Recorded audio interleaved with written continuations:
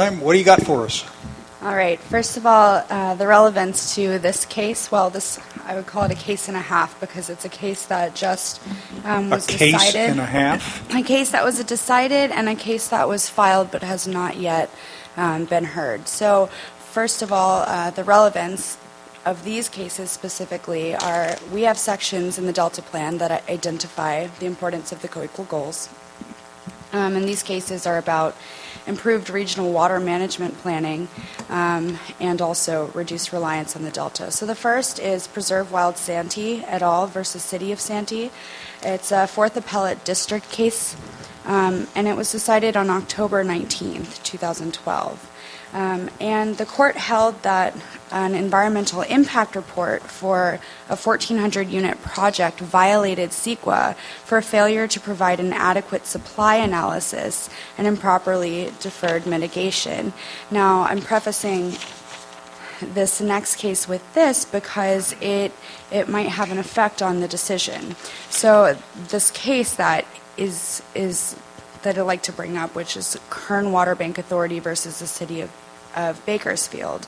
The Water Bank Authority filed a writ of mandate to vacate Bakersfield approval of its 2012 Kern River Flow and Municipal Water Program on October 26th in the Superior Court, Metropolitan Division, County of Kern. A few quick facts. Bakersfield certified a final environmental impact report and filed a notice of determination for that water program and decided that there was no significant impact.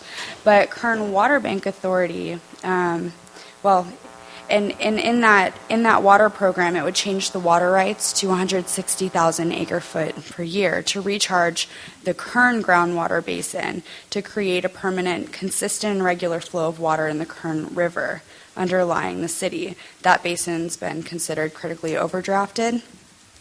The Kern Water Bank Authority has problems with it because they're concerned that the environmental impact report did not include the Kern Water Bank as part of its baseline, which pulls 20,000 acre-feet of water from the Kern River, and also is concerned that it didn't analyze the groundwater and regional groundwater impacts or pending permit applications to the board. So based on what I had said with Preserve Wild Santee, where the court decided that the environmental impact report was violative of CEQA because of failure to provide an adequate water supply analysis.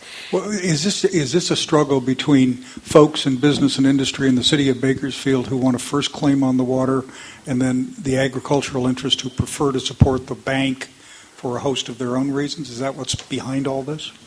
That could be what's behind all of this, but I think just legally on the front, it's the Kern Water Bank is saying that this water program is failing to recognize that the Kern Water Bank pulls 20,000 acre-feet a year. And I think this speaks to the paper water problems that we have in just filing a permit without taking into consideration all of the water that's actually being used within the basin. The State Water Resources Control Board is having hearings now on its work leading up on the Delta Standard, and I think we're going to hear about some of that from Dr. Goodwin later. But I forget the organization that just filed a report on paper water that was noted in media in the last week. And these are the arguable claims that can be made, and of course they almost always exceed the available amount of supply in any given year. And what you do with that is a matter of planning and as a matter of policy. Is it an entitlement? If so, an entitlement to what? Very complicated, very controversial issue. Chris? So I guess just jumping to the end point, then the relevance for this council. Again, we've placed a great emphasis on increased and enhanced regional water management planning, taking an honest look at groundwater resources and conjunctive use. And I think the message is the courts are still paying a lot of attention to these issues, and even though some of the cases aren't directly related to the Delta, they are at least indirectly potentially.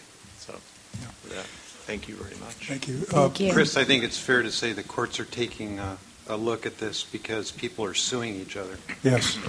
Yeah, I always call that a driver of change, and people say, no, that's wrong. It's symptomatic of a dysfunctional system. There's another issue, ladies, this is not your issue, but, and Ms. Gray probably knows about this.